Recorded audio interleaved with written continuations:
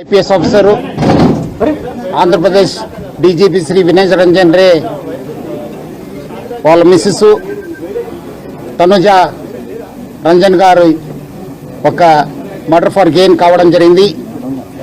ఈ ఆఫెన్స్ తెల్లారుజామున 2 గంటల ఆయిందని చెప్పి మనం అందాజు చేయడం జరుగుతుంది. దొరికిన ఆధారాలపైన ఇది ఒక నేపాలీ గ్యాంగ్ పనిచేసిందని చెప్పి మనము ప్రాథమిక అంచనా తెలియడం జరిగింది. కొన్ని క్లూస్ దొరకడం జరిగింది. ఆ క్లూస్ ఆధారపైన పోలీస్ టీమ్స్ కూడా వర్కౌట్ కావడం జరుగుతుంది.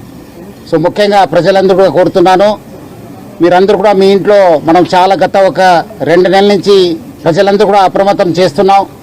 ఈ నేపాలీ గ్యాంగ్స్ వల్ల అప్రమత్తం ఉండండి అని చెప్పి మన దగ్గర కాకుండా బెంగళూరు, బాంబే, పుణే దేశవ్యాప్తంగా చాలా చోట్ల కూడా ఈ ఒక నేపాలీ గ్యాంగ్ ప్రాపర్టీ ఆఫెన్స్ చేయడం జరుగుతుంది. ఇంట్లో ఎవరు లేనప్పుడు లేదంటే ఏదో ఫంక్షన్ వెళ్ళినప్పుడు ఇలాంటి నేరాలకి పాల్పడుతున్నారు. ఇక్కడ మన రిటైర్డ్ డీజీ గారు బయటికి వెళ్ళినప్పుడు వేరే ఊరికి వెళ్ళినప్పుడు ఈ ఒక ఆఫెన్స్ జరగడం జరిగింది. పిల్లలు పైన ఉండడము, మేడం కింద ఉండడంతో పైన ఉన్న పిల్లలకి తెలియలేదు.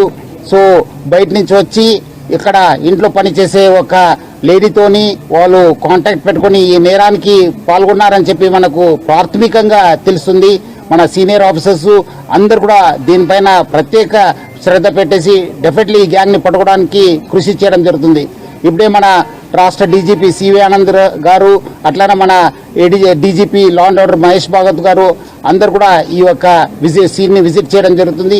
డెఫినెట్లీ ఈ కేసుని డిటెక్ట్ చేయడానికి మనము ప్రయత్నం చేయడం జరుగుతుంది. పబ్లిక్ ఎవరు కూడా ప్యానిక్ కావద్దు.